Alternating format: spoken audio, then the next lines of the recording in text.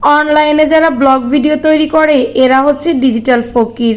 এরা বাইরে গিয়ে ভিক্ষা করতে পারে না, যার কারণে বাসায় বসে ভিডিও করে ফেসবুকে আপলোড করে। এদের আবার কোনো যোগ্যতা আছে নাকি এইভাবে ভিডিও তৈরি করে এডিটিং করে আপলোড করতে? কোনো যোগ্যতা লাগে নাকি? এই কমেন্টগুলো একটা ছাপড়ি আমাকে করেছে। সো হ্যালো এভরিওয়ান, আসসালামু আলাইকুম। আশা করছি সবাই অনেক বেশি ভালো আছেন। আজকে সকাল থেকে না শরীরটা অনেক বেশি টায়ার্ড ছিল, যার কারণে বেশি কিছু করতে পারিনি। টুকটাক কিছু কাজ করেছি সংসারের, যেগুলো না করলেই না। তো আজকে সকাল থেকে কি কি কাজ করেছি সেগুলোই আপনাদের সঙ্গে শেয়ার করব, আর কিছু কথা আপনাদের সঙ্গে শেয়ার করব। ঘুম থেকে উঠে আমার মেয়ে আজকে বিছানার চাদরটা নোংরা করে ফেলেছে, তো আমি এট ফার্স্ট চাদরটা ক্লিন করে নিচ্ছিলাম। আর চাদরটা ক্লিন করার পরে আমি নতুন একটা চাদর পেরে দিয়েছিলাম কিন্তু বিছানায়। এখন আমি বালিশের কভারগুলো লাগাই নিতেছি। আমার কাছে মনে হয় সব থেকে কষ্টের কাজ হচ্ছে বালিশের কভার লাগানো।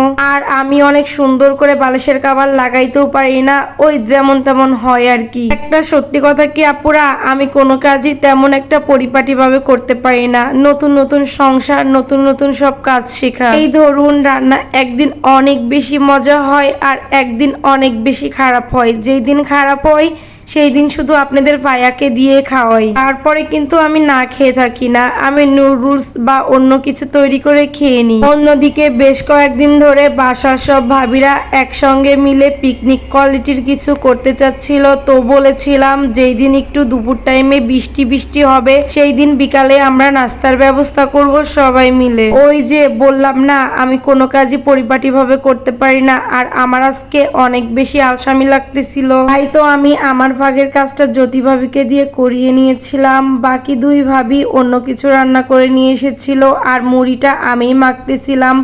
আজকের মুড়ি মাখাটা না অনেক বেশি টেস্টি হয়েছিল। ছোটবেলায়ও আমরা এইভাবে প্ল্যানিং করতাম এক একদিন এক একটা জিনিস করার, কিন্তু একটু পরে যায় কিন্তু আমাদের প্ল্যানিং চেঞ্জ হয়ে যাইতো, মানে কখনোই সাকসেসফুল হইতো না। আমাদের বাসায় কিন্তু অনেক বেশি মজা হয়, আর আমার পাশের রুমের ভাবিরাও অনেক ভালো। আমি অনেক আপুদের ভিডিওতেই দেখি তাদের পাশের রুমের ভাবিরা তাদেরকে অনেক বেশি বিরক্ত করে বা অনেক বেশি খারাপ হয়। আমার পাশের রুমের ভাবিগুলো কিন্তু একদমই এমন না, অনেক বেশি হেল্পফুল, আর তারা শেষরাও না। মাশাআল্লাহ আলহামদুলিল্লাহ সবাই অনেক ভালো। তো বিকালে মুড়ি মাখা খাওয়ার পরে আপনাদের ভাইয়া সন্ধ্যাবেলা বাসায় এসে বলল নুডলস রান্না করতে। বাসায় কোনো সবজি ছিল না, যার কারণে একদম সিম্পল ভাবে নুডলস রান্না করে দিয়েছি।